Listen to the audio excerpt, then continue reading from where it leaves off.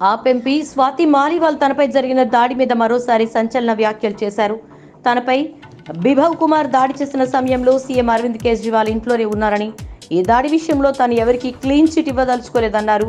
అయితే ఆప్ ఎంపీ స్వాతి మాలివాల్ కు 2012 Delhi gang rape బాధితురాలు నిర్భయ తల్లి ఆశాదేవి మద్దతుగా నిలిచారు. ఢిల్లీ మహిళా కమిషన్ చీఫ్ గా మాలివాల్ మహిళల హక్కుల కోసం పోరాడారు. అలాంటి ఆమెకు ఢిల్లీ సీఎం అరవింద్ కేజ్రీవాల్ మద్దతు ఇవ్వాలన్నారు. ఢిల్లీలోని ఆంధ్ర భవన్ కు వెళ్లిన కాంగ్రెస్ అగ్రనేత రాహుల్ గాంధీ అక్కడి ఆంధ్ర క్యాంటీన్ లో కేసీ వేణుగోపాల్ తో కలిసి భోజనం చేశారు. లోక్సభ ఎన్నికల్లో ఢిల్లీలోని 7 సీట్లను ఇండియా కూటమి గెలుస్తుందని చెప్పారు. దేశంలోని సంపదను ప్రధాని మోదీ అదానీకి దోచిపెడుతున్నారని ఆరోపించారు. లోక్సభ ఎన్నికల ఫలితాలు సర్ప్రైజ్ గా ఉంటాయన్నారు. ఇండియా కూటమి అధికారంలోకి రానుందని తెలిపారు. దేశంలోని పలు ప్రాంతాల్లో ఎండలు అదిరిపోతున్నాయి. దీంతో ప్రజలు తీవ్ర ఇబ్బందులు ఎదుర్కొంటున్నారు. రాజస్థాన్లోని బర్మర్లో 48.8 డిగ్రీల ఉష్ణోగ్రత నమోదైంది. ఈ సంవత్సరంలో ఇప్పటి వరకు దేశంలో నమోదైన అత్యధిక ఉష్ణోగ్రత ఇది. రాజస్థాన్, పంజాబ్, హర్యానా, చండీగఢ్, ఢిల్లీ, పశ్చిమ ఉత్తరప్రదేశ్లకు వాతావరణ శాఖ రెడ్ అలర్ట్ ని జారీ చేసింది. లోక్సభ ఎన్నికల్లో ప్రధాని మోదీ సారథ్యంలోని బీజేపీకి భంగపాటు తప్పదని బీహార్ మాజీ డిప్యూటీ సీఎం ఆర్జేడీ నేత తేజస్వి యాదవ్ స్పష్టం చేశారు. విపక్ష ఇండియా కూటమికి ప్రజల నుంచి విశేష ఆదరణ లభిస్తోందన్నారు. రోజురోజుకి తమ కూటమికి ప్రజాదరణ పెరుగుతుందని చెప్పారు. హైదరాబాద్ యూనియన్ టెరిటరీపై హరీష్ రావు కీలక వ్యాఖ్యలు చేశారు. హైదరాబాద్ ను కేంద్ర పాలిత ప్రాంతంగా మార్చే కుట్ర జరుగుతోందని ఘాటు వ్యాఖ్యలు చేశారు. మరో 10 ఏళ్లు ఉమ్మడి రాజధాని చేయాలని చూస్తున్నారని, హైదరాబాద్ మనకు దక్కాలంటే తెలంగాణ ఒక్కటవ్వాలని పిలుపునిచ్చారు. కాంగ్రెస్ బీజేపీకి గుణపాఠం చెప్పాలన్నారు. ఎన్నికల ప్రచారంలో ఎక్కడో ఓ చోట ప్రధాని మోదీని హత్య చేస్తామంటూ ఓ గుర్తు తెలియని వ్యక్తి వార్నింగ్ ఇవ్వడంతో చెన్నైలోని ఎన్ఐఏ కార్యాలయం అలర్ట్ అయింది. హిందీలో మాట్లాడిన ఆ వ్యక్తి అలర్ట్ మెసేజ్ వచ్చేసరికి కాల్ ను కట్ చేశాడు. కాగా మధ్యప్రదేశ్ నుంచి ఆ బెదిరింపు కాల్ వచ్చిందని గుర్తించారు ఎన్ఐఏ అధికారులు.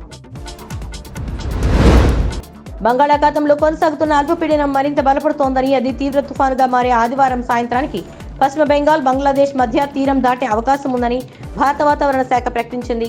ప్రస్తుత సీజన్ కు సంబంధించి రుతుపవనాలకు ముందు ఏర్పడుతున్న మొట్టమొదటి తుఫాన్ ఇదేనని అధికారులు తెలిపారు.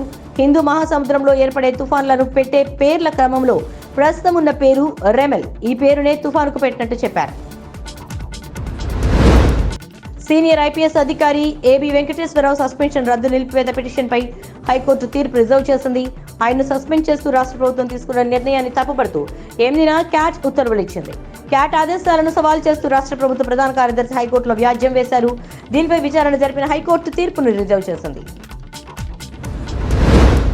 సత్తెనపల్లి, చంద్రగిరి నియోజకవర్గాల్లో రీపోలింగ్ జరిపించాలంటూ దాఖలైన పిటిషన్లను ఏపీ హైకోర్టు సస్పెండ్ చేసింది.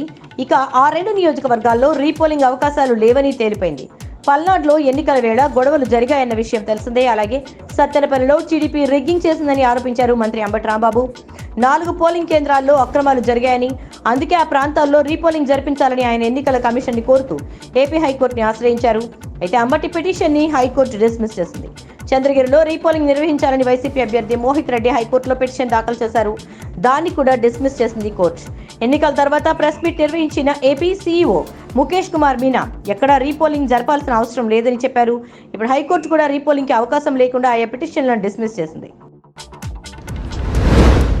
బంగాళాఖాతంలో ఏర్పడిన అల్పపీడనం ఈ రోజు వాయుగుండంగా మారనుంది. ఇది రేపు తుఫానుగా మారే అవకాశం ఉందని ఏపీ విపత్తుల నిర్వహణ సంస్థ తాజాగా వెల్లడించింది.